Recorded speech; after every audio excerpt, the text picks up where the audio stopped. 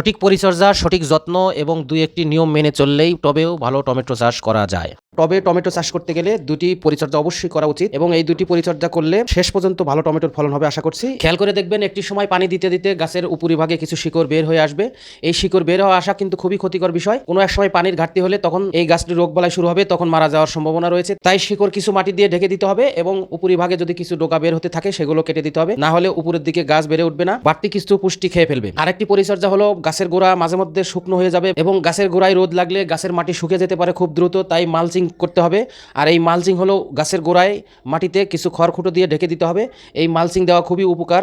শীতের সময় শুষ্ক আবহাওয়াতে পানি টানে বেশি, তাই মালচিং করে দিলে আপনাদের গাছের গোড়ার মাটিগুলো সবসময় একটু ভেজা ভেজা থাকবে এবং পানি অল্প লাগবে। এছাড়া মালচিং করলে নিচের কিছু আগাছা থাকবে, সেগুলো আগাছা হওয়ার সম্ভাবনা খুবই কম থাকে। তাই আপনারা অবশ্যই এই মালচিং করে দিবেন। বিভিন্ন টমেটো গাছে মালচিং করে দিলে সার এবং পানি সঠিকভাবে মাটি পেয়ে থাকবে।